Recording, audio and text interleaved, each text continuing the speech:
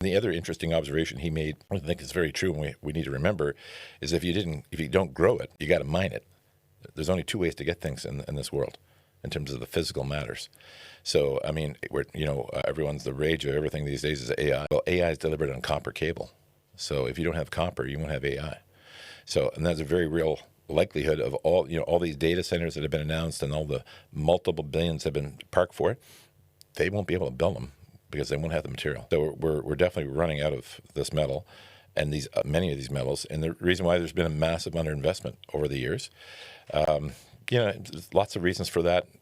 So there's been some challenges to it. But what's happened is led to a probably 20, 30, maybe 50 years of underinvestment in mining. And it's unfortunately very difficult to find and even more difficult to produce. And it takes many, many years.